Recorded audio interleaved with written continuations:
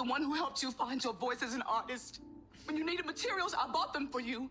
I helped you move to LA, and I paid your bills. And the second you didn't need me, you erased me. You want my son to do the same thing. And someone say TV Emmy for these two outstanding young ladies, and that piece of acting we just seen, unbelievable.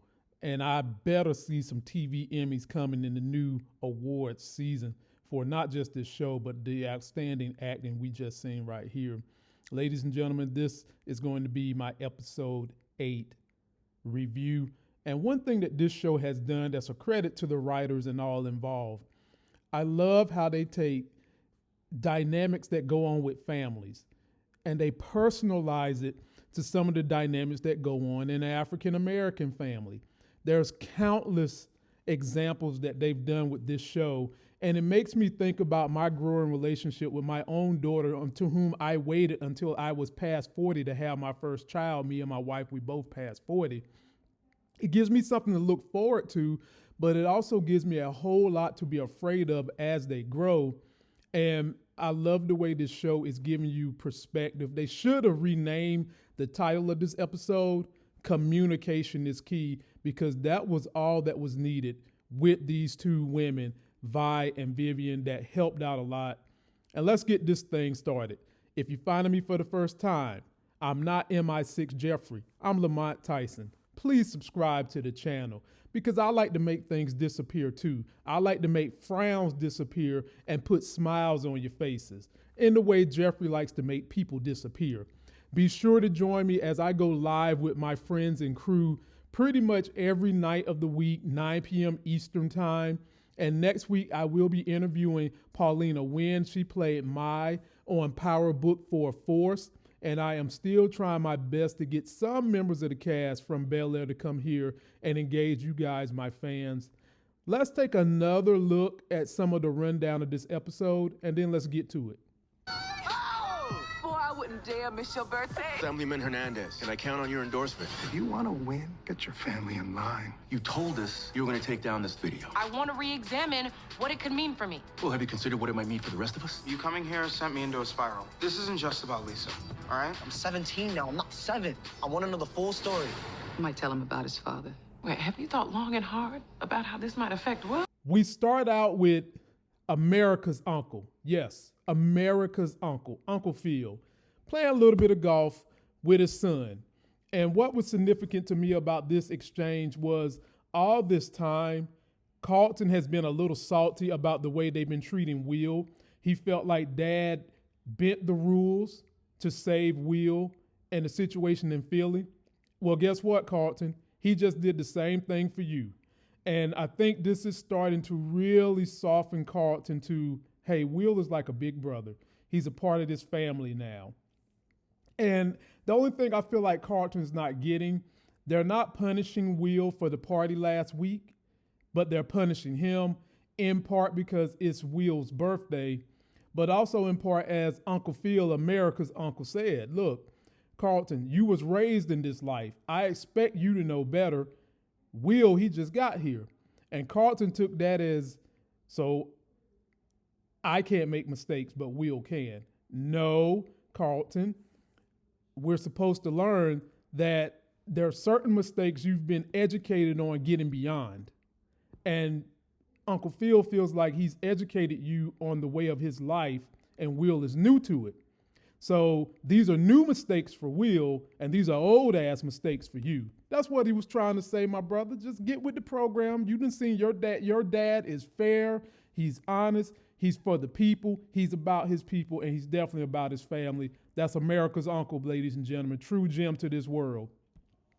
Aunt Vi gets flown in on the private jet. You know what I'm saying? Looking like Charmaine coming off the airplane on Hightown, and she's looking great.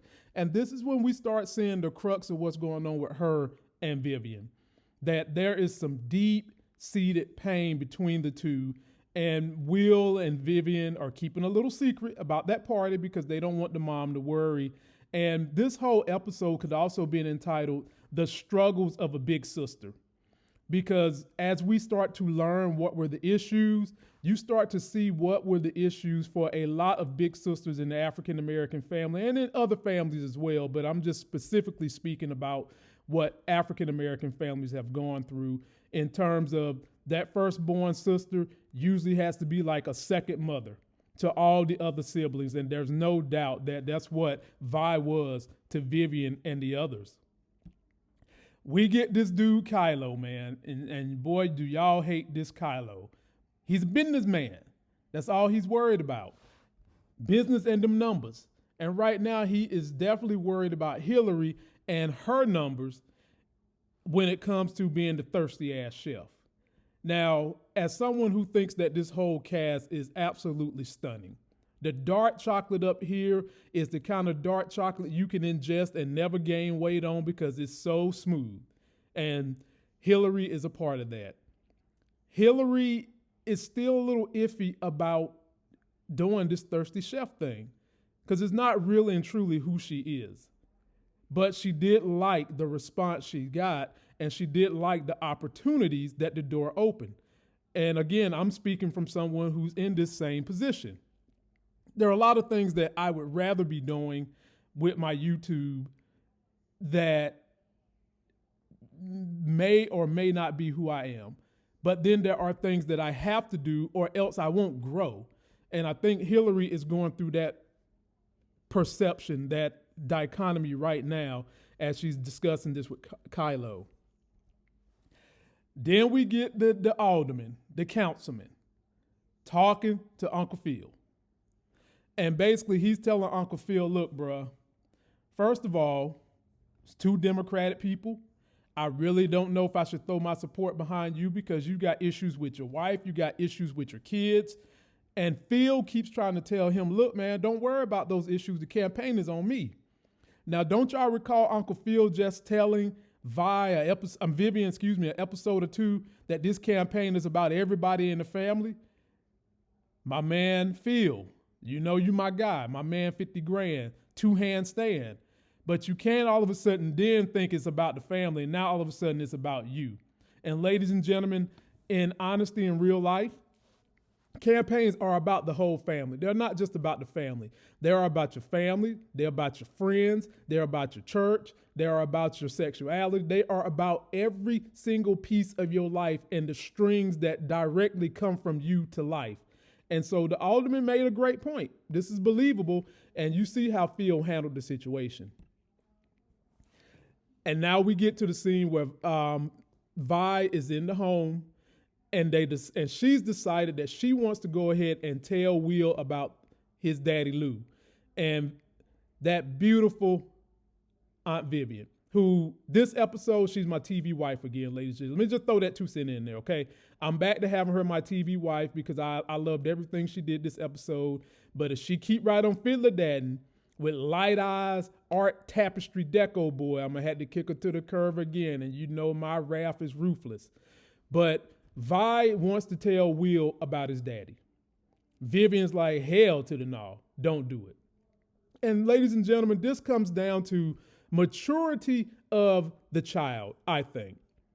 Because there are a lot of things you don't tell your kids until they're a certain age, just because of the level of the maturity of the individual child. And the gravity of whatever it is, you have to tell the child. But at some point in time, this is not one of those that you don't tell the child. You do tell them when you feel like they're mature enough. And Will, we've seen him go through a maturation process this season where he seems to be maturing. But we don't know the gravity of how bad Lou issues are. And I can relate to this to my same family. My mom has never told me about my daddy, who the only thing I know is that he's still alive. I wound up trying to reach out to him myself when I graduated college. And you know what the bum MFer did? I go knock on his door, screen doors open. He never came to the door. And my mom, throughout my whole upbringing, never told me about my dad. Did I resent her for it? I did for a little while. And then when I had to go and confront the dude on my own at the age of about 24, I started thinking maybe that's why she didn't say nothing. But at the end of the day, she still owed it to me to tell me I probably was mature enough to handle the situation with my daddy, probably about this same age of Will, because the situation with him was he was just a fucking bum. And she probably didn't want me to know anything about just him being a bum. But I mean, I could have handled him being a bum, which makes you wonder, what is it with Lou beyond what they're telling us? We get to Will and Lisa kissing and cuddling. And what's important here is that Will wants to make a good front with his mom by letting Lisa come meet her. Lisa is more enthralled in Will finally clearing the air with Carlton, of which he winds up doing so that they can continue to have their non-secret love. Hillary goes and breaks it down to Vi. You follow me? Vi's like, hell yeah, I'm your main follower. I'm up there commenting with everybody. And that made Hillary feel real good. And then we learned that Hillary done blocked her mama because her mama be up there trolling everybody, man. Lord. But the other thing that came from this was, even though Vi is supporting Hillary, Vi is old school. Vi and Vivian both come from the old days where you ain't show no skin. Any showing of skin basically saying, look, come get these cookies. Come get these panty draws. Things have changed a little bit, ladies and gentlemen. You know, women can be a little bit more sexual, but I understand where Hillary's been coming from, where she keeps saying that when black women do it, there's a different stigma. And that's true, and I think that stigma is starting to wear down a little bit. Like when white girls do it, they're just being positive about their skin, positive about their sexuality and all that. But when black women do it, it's something different. And that's because black women historically have been more shapely than these stick figures that the counterparts are. But now that the counterparts have been eating them collard greens and drinking that soda water and things is popping out and they got good plastic surgeons, it's more accepted. And so in this generation, I do think that the manner in which Hillary went about her outfits, I think it was tasteful. But the important thing is, like, they're having this discussion right now with Phil and Vivian. Is that really and truly who Hillary is? Or is she just doing that for clicks? And people are just going to have to continue to tell you. There is a balance that you have to do in social media to get clicks, even though it might not be something you want to do. Now, Uncle Phil is all worried about the way it's making his campaign look. And in this moment, Hillary's more worried about how she's going to be able to parlay this into making money. Ladies and gentlemen, we all at some point in time have to do something we don't want to do or something that might not be who we are to get where we're going. Internships where you're not getting paid to get to the point where you sitting at the CEO table. Strippers who strip in Atlanta and anywhere else for that matter that are using stripping to pay their college tuition. They could certainly go and be waiting tables, but between waiting tables and stripping, which you don't want to be doing either one of them because that's not who you are, which one is going to be able to pay the bills so that you can pay that college tuition? Probably stripping. And so think about all the sacrifices we all have had to make that's not who we are so that we can ultimately get where we want to be. And I think what Hillary was thinking here is, I can use this, even though it's not what I want to do, just to go through my overall plan to get where I want to be. And in this moment, Vivian didn't even argue with her because Vivian's gotten to the point where it's just like, look, baby, I'm just going to listen. Listening is the best way to go. And then we get to the scene where Uncle Phil is talking to Vivian about, oh Lord, Vi about to tell Will about his daddy. And did you guys see the visceral response we got from America's Uncle Phil? He was not feeling that. I think I got the closest Samuel L. Jackson cuss word out of him I've heard the whole season. And obviously, Vivian ain't feeling it either. Then we get down to breakfast. Vi, the big sister who had to be mama number 2, is cooking up everything that's delicious. Carlton had a taste of these biscuits, and he ain't never had no biscuits that taste like this. And he's wondering why mama ain't know how to do this. And Vi explained to him, you know, that was my thing. Vivian was the artist. And Vivian and Vi kind of get into a small little argument here, but because it's Will's birthday, He was able to smooth it over. But you guys could just see what was brewing here. You could just feel the tension between them. And you could also feel the tension with Will wanting to know more about his daddy. He even talked about where he gets his good looks from. And Vi said me, but at first she liked to slip up and said Lou. We get to my man MI6 Jeffrey, and we get a little bit more into his character this episode.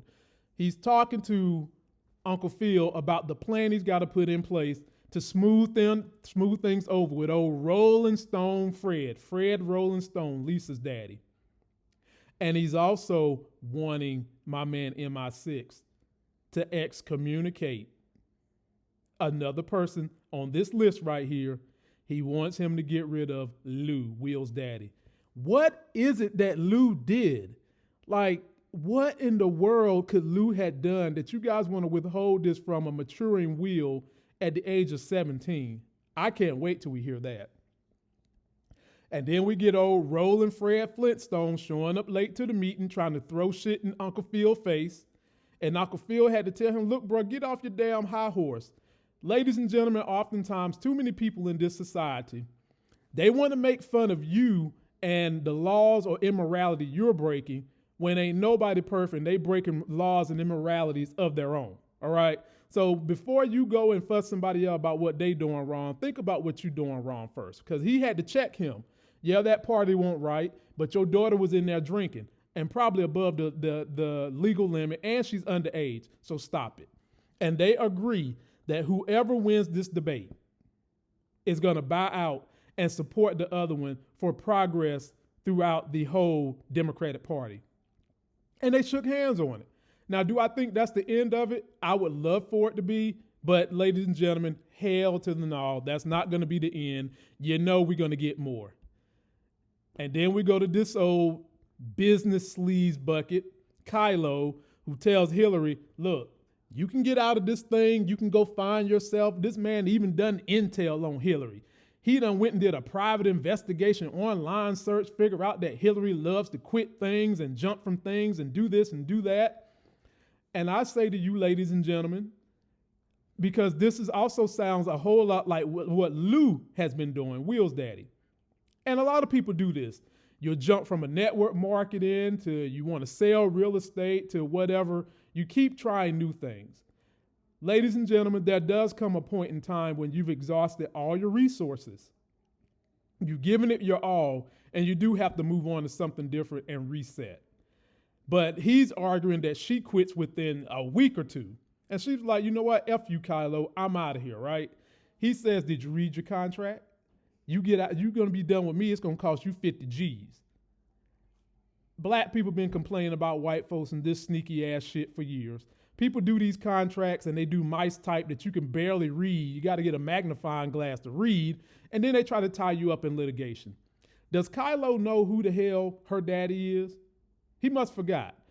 And I do believe that at some point in time, Kylo is going to become a villain because Hillary ain't got the money. She ain't about to ask her dad for the money. She's going to try to figure out a way to get it on her own. And daddy's going to have to rescue her from this grown people situation with grown people situations of contracts. We get a great scene with my boy MI6 and Phil, and I love their relationship, except for in this situation when Phil had to pull I'm paying you card. He's still America's uncle, but Phil, come on now, bruh. He pulled the I'm paying you card because Jeffrey was very sympathetic in this situation. He's like, look, bro, I have a son, and the communication between me and my son ain't that great. You've got a son, and what you're asking me to do with Will, you're gonna make the choice to get rid of the dad and not let it be Will's choice. Outstanding. This is another one of those TV Emmy moments. It made Uncle Phil think. Now, ladies and gentlemen, as you go up the ladder, you all need people like this in your corner. People who is not going to always tell you what you want to hear, but will tell you what the hell you need to hear. And that's what MI6 did. And at the end of the day, he told him what he needed to hear. We've seen that Uncle Phil, America's uncle, is beyond a reasonable man, and he might listen to it later. But in this moment, he gave that man a left hook that would have knocked out Mike Tyson and said, Do what I tell you, I'm paying you. We get a scene where Will is still asking his mom about the dad, and she's like, Mom. She's like, he made so many mistakes. He put himself in a situation where he kept chasing opportunity after opportunity and got in so much debt and done so many bad decisions. I don't want you to go down that road, and I don't want you to know. Now, I'm happy that they plan on telling Will at some point in time, because like I said before, it does come down to the maturity of the child and the gravity of the situation. And there's got to be something very chaotic and gravity heavy on this situation with Lou, for which why they're not telling Will. Hillary apologizes to Jazz, tells Jazz about Kylo holding that contract over her head. And I'm glad that they got this thing smoothed over, because I do like these two for each other. And I think Jazz got a real heart. He's a real G. And he's going to be someone that's going to be very supportive in Hillary's side. But you can cool believe he's going to try to help her out with them 50 G's. And then, ladies and gentlemen, we get to the birthday scene. What is it about these family dinners and these birthday parties where shit on TV just go left? Vi gives her son a picture. And of course, he wants to know who took the picture, because Vivian ain't take it. You know Lou took the picture. Then Vivian gives Will some shoes signed by Michael Jordan that Phil put in there for him. And then this ensues. I'm not your enemy, but you just got it fixed in your mind that that's what I am. I was the one who helped you find your voice as an artist. When you needed materials, I bought them for you. I helped you move to LA, and I paid your bills. And the second you didn't need me, you erased me. You want my son to do the same thing. Ladies and gentlemen, this was the straw that broke the camel's back for these two women. And these two women put on an Emmy performance for the ages, because we got to see the pain that has been building over 20 years between these two. And ladies and gentlemen, these are situations that happen in black families all the time, especially ones that don't come from money, where the first child born has to be like the second mom to raise all the other kids born. And the first one doesn't really get to fulfill their dreams, because a lot of the time they're busy sacrificing themselves to help these other kids who might have special talents or might be extremely smart, go to med school. I've seen this happen with my wife and her sister's situation. And oftentimes those kids become resentful because they feel like they helped you get where you're at. You forget to help show them love, and they become resentful. But ladies and gentlemen, this could have been solved a long time ago through communication, continuing to have family events, because they used to have family events until Big Mama died, and you could have kept the lines of communication and love going on. Now, do I believe Vi is jealous about the money? No. She's just throwing those digs at Vivian because she feels like that's what took her sister away from her, the money. And at this point in time, you would like to see these two build a growing relationship based on this just intense level of communication they just had. And here's something else that talks to you about how great these parents were. Carlton comes in to console his mama, who is upset right now. Imagine that. Carlton being the voice of reason for his mother. And then in the next scene, Will is the voice of reason for his mother. Both of those things tell you just how excellent these parents have been in raising their individual kids, that they are mature enough to come in there and tell them when you're wrong and you need to listen to the other side. Which also makes me think that Vi, Aunt Vivian, my TV wife, maybe Will is old enough and mature enough to hear the gravity of whatever it is going on with Lou. And from there, Vi and Vivian come together. They communicate where they both was wrong, how they both can be right, and they hug it out. And this just made my heart smile, because I love both of these women. These two are just TV gold, and they are just beautiful spectrums of the African-American family. Just love it. Then in the end, keeping up this tradition, the two kids that got their parents to go and talk and make up, they come and make up. And we had the opportunity to fully hear out all of Carlton's issues with Will showing up. And I told you guys 2 episodes ago in my reviews, Carlton was a big fish in a little pond. And then out pops Will, and in a month, he's a big fish in a little pond.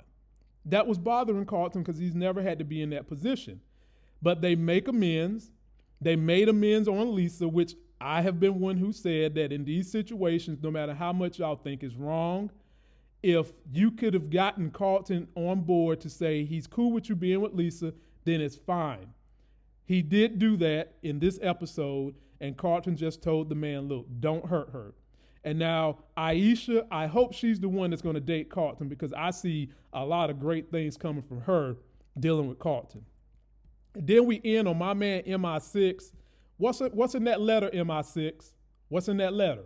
What did you find on Lou? What is Lou up to right now? I know he ain't just a truck driver like he was in the original Fresh Prince of Bel-Air. He was about to put a letter on Phil's desk.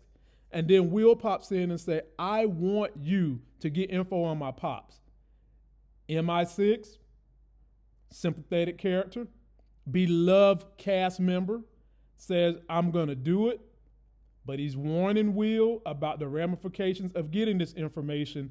And I want to know, ladies and gentlemen, what the hell is in that letter. So please post me all your comments. If you are a writer, if you're a cast member, please don't be afraid to hit me on Twitter or IG. I would love to get one of you guys up here to do an interview, to just give us your perspective as you was filming this thing, and just my subscribers and new people following me. Please join me on Twitter and Instagram when you have theories and things about these shows. I do try to make videos on your behalf to get your voices out there. And I'm always networking with up and coming YouTubers and social media people to help you expand your brand based on my current 136,000 subscribers. That's going to do it for this video. Don't forget to like the video, comment, subscribe, get yourself that life game. Till that next Sex is Hell video, which will be tonight when we cover Snowfall. I'll see you.